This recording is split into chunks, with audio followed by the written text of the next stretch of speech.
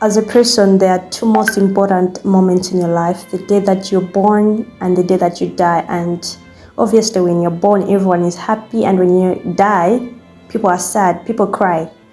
So we were on our way to one of our colleagues had lost her parents, so we were just going to be with her on this such a sad moment for her. So we were escorting her. In this video, I'll be talking about how certain cultures or traditions or these locations in Malawi, how they follow how they bury the person who has died in their location. So please note that this is not universal for all other locations in Malawi. This is just part of Malawi on how they bury the dead. So I'll be taking you through this journey.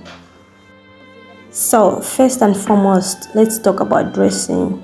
This is very important, it's key, and this is universal for all Malawian cultures, tribes, whatever you call it, locations. It's universal. As long as you are a woman and you're attending a funeral, it's a must for you to put on a wrapper. As you can see from the way I'm dressing, I'm putting on this is culturally acceptable as a woman. So and as when it comes to the hair, right now it's these days I should say it has loosened. You can wear your natural hair, even some weaves, some braids. That's just okay. But when it comes to down here, it's unacceptable. You just need to put on a wrapper. Yeah, whether you put on a trouser inside, that's okay, as long as on top of it you cover with a wrapper. Yes. So we arrived at the place. So the sitting arrangement, when it comes to men, you're supposed to sit separately from women. Women have their own place that they're supposed to sit, and men as well as their own place. You can't mix. You're supposed to be different location. You need to be separate, I should say.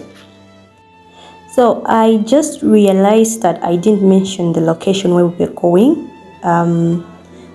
The burial took place at Mbwatalika, yes, close to Mpingu, as you're going to Nchenji Road. For those people who don't know the location, this is in Malawi. For those people who are not from Malawi, yes, close to Lilongwe City. Yeah, so their program starts in the afternoon. That's what I realized.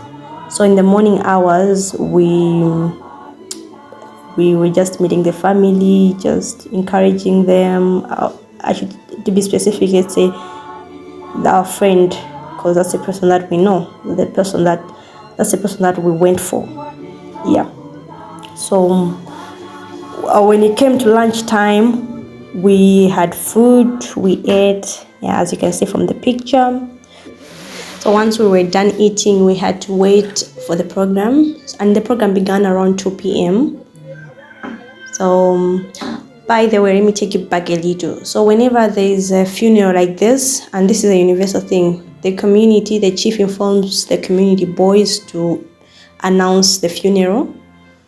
So the community do that. They move around the community announcing the funeral so that people are aware of the program and so that they plan to attend. Yes. And then the ladies, the young ladies are expected to correct. They're also sent by the chief, by the way. They're supposed to move door by door, correcting something towards the funeral. This is usually monetary terms or maize flour, yes. So that, people need to eat at the funeral. So they do move door by door, correcting that. So if you have, you contribute. If you don't, that's just fine as well. So this is how the program flowed. The funeral official called those people who were moving door by door just to announce how much was corrected. And also if the person who died was involved in several groupings, the people also give out the announcement on how much the group has contributed towards the funeral. Yes, and my observation was that this lady seems to have been involved in she was well involved in other groupings as well, because even communities, neighboring communities contributed something towards this funeral. So let me point it out, here in Malawi, if you support other people, they'll also support you. And if that person who doesn't go or attend other people's funerals or even contribute something, people also do the same when it comes to your family, if your family has also experienced such a situation. After that, hymns are sung, and if you're someone who attends church, something that is very important as well, I guess it will be a topic for another day. If you attend church, the church will also come and support you, but if you don't, the church does not show up for you.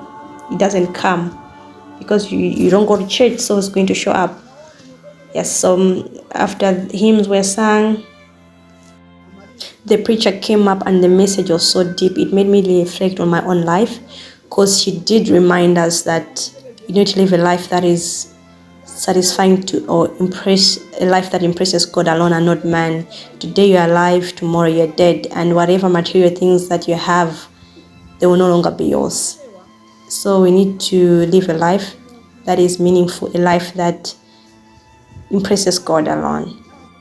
Then condolence messages were being read out. Yes, condolence messages, words of comfort from various churches, communities, families. Yes, and how much they have contributed towards the funeral. Then after, flower bearers' names were called out so that they plan to go to the graveyard or cemetery.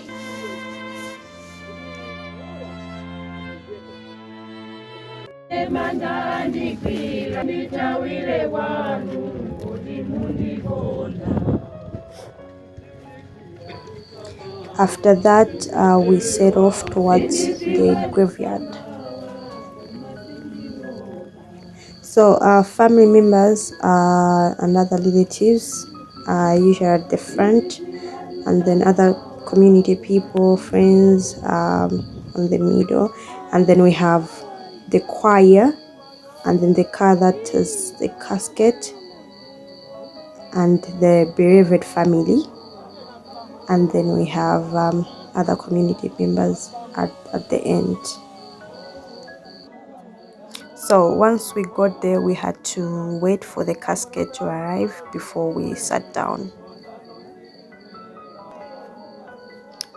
So that's the casket.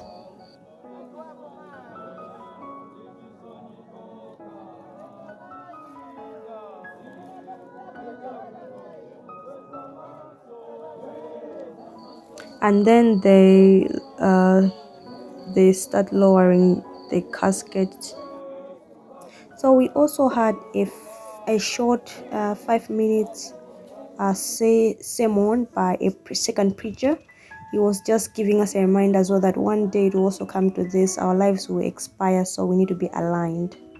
After that, the guys started burying the whole. So the guys usually exchange each and every most of the guys that did attend the funeral, they were exchanging. Once you have filled the hole, you give it to somebody else to fill in the hole.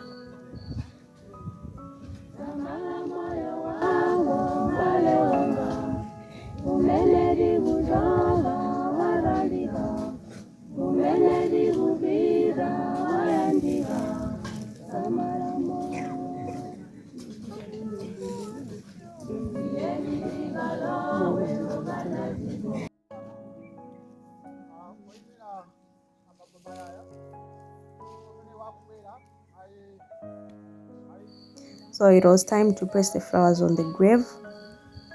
First goes the bereaved family, and then other relatives, and then some community members, and then chiefs, and the last two are the preachers.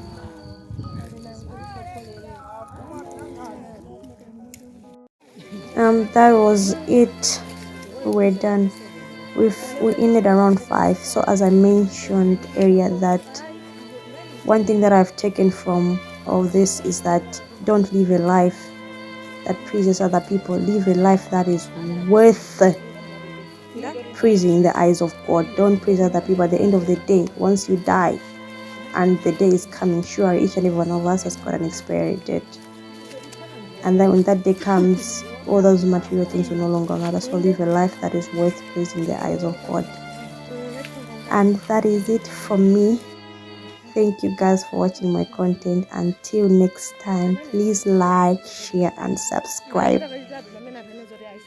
Also, you can just tell me what other content you'd like me to try out creating. Until next time, it's a bye from me.